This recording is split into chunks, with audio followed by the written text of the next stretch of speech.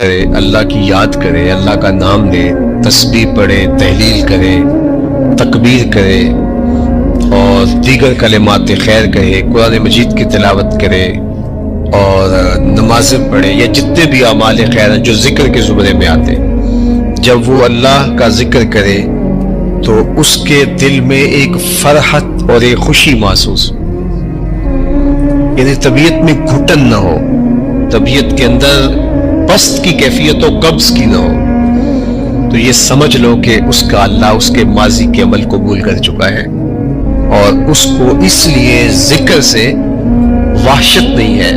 کچھ لوگ ہیں وہ کہتے ہیں میں بس ذکر کرنے لگ جاتا ہوں، میرے دل کو کچھ ہونے لگ جاتا ہے، تو یہ جو گھٹن کا پیدا ہو جانا ہے، اس پر رجوع چاہیے، اس پر توبہ چاہیے۔ اس کا بھی علاج ہے۔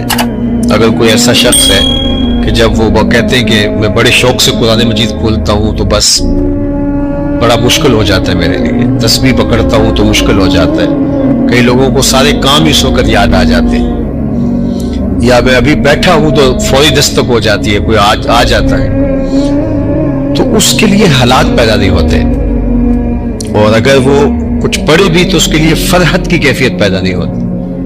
تو اس کا حل یہ ہے کہ لا حول ولا قوت الا باللہ، اس کو بار بار پڑھیں، کیونکہ یہ پڑھنے سے جو ہے وہ اللہ تعالیٰ اس کو حفاظتوں کا حصار عطا کرے گا اور بیماریاں دور کرے گا۔ یہ روحانی بیماری ہے، لیکن اگر نیکی کرنے سے فرحت ملتی ہے اور خوشی نصیب ہوتی ہے تو یہ اس بات کی دلیل ہے کہ اللہ جل شانہ نے اس کے لیے آسانیوں کے راستے کشادہ کر دیے ہیں، اور فرمایا کہ الا بذکر اللہ تطمئن القلوب، کہ اللہ کا ذکر جو ہے دلوں کو طمانینت، سکون بخشتا ہے۔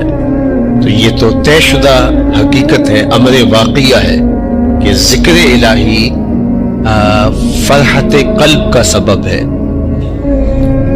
اور اگر فرحت نہیں ہے تو پھر مسئلہ ہے، یعنی آپ میٹھی چیز اگر زبان پہ رکھیں گے تو اس کی حلاوت محسوس ہوگی، اس کی مٹھاس سے آپ ایک خوشگوار فرحت محسوس کریں گے، لذت کام و دہن کی تسکین کا ساما بنے گی وہ چیز۔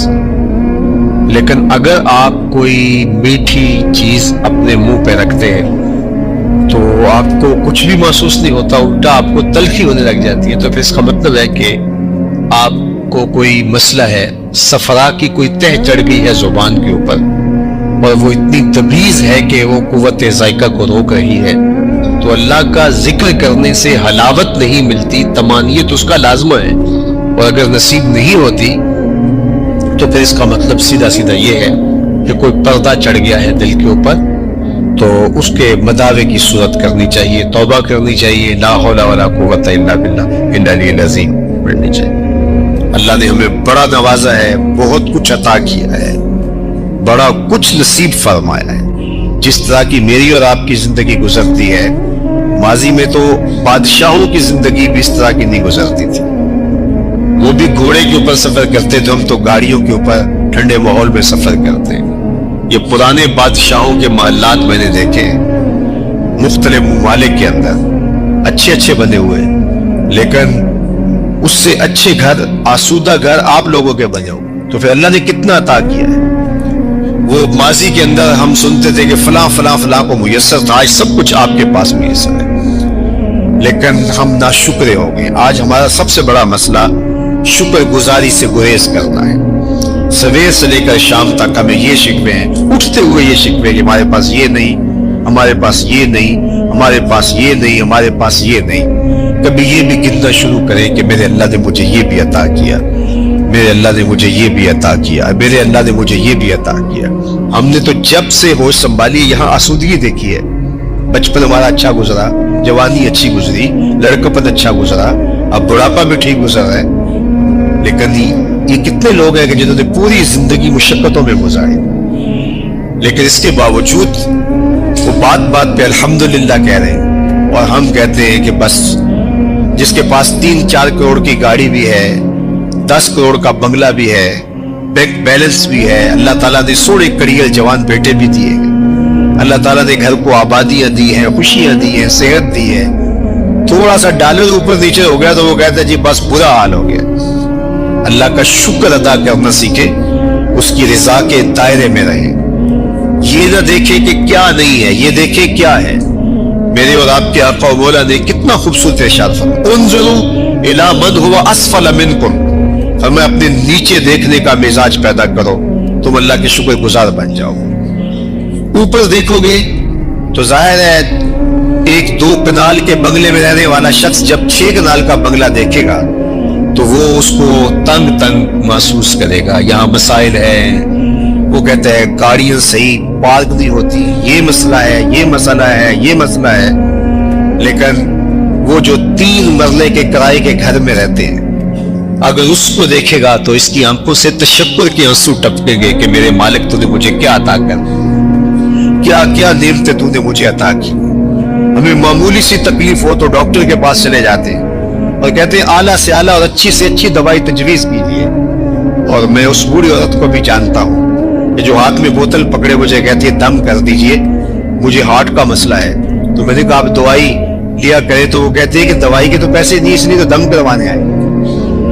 अल्लाह अकबर। तो अब दवाई की उसको जरूरत है और दूसरी जानब आमिल है, वो उसका ग्राहक होता है, वो उसका ग्राहक होता है, वो मजबूर, वो मफलूकुल हाल जो मजबूर हो गया ही है। उसको तो चाहिए था कि उसको दवाई लेकर के देता, लेकिन वो कहता चलो मुझे एक ग्राहक मिल गया, उसको इश्तिहार भी बनाता है। तो आज जरा देखिए फैले हुए दुनिया के ऊपर दर्द। हम अल्लाह का शुक्र अदा करें कि अल्लाह ने हमें जिस हालत में रखा है। फरमाया उन्ज़ुरू इला मन हुवा अस्फल मिनकुम, अपने नीचे देखने का मिजाज पैदा करो।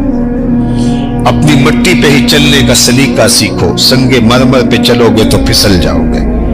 ऊपर ही देखना है, नीचे देखना ही नहीं है। तो जब बात आई दीन की तो उस वक्त हम अपने नीचे देखते हैं, फलां बख्शा गया तो हम भी बख्शे जाएंगे। अच्छा अगर वो ना बख्शा गया तो नहीं देखा कि अल्लाह के लिए सजदा करते हैं जो आसमानों में है और जो जमीन में है।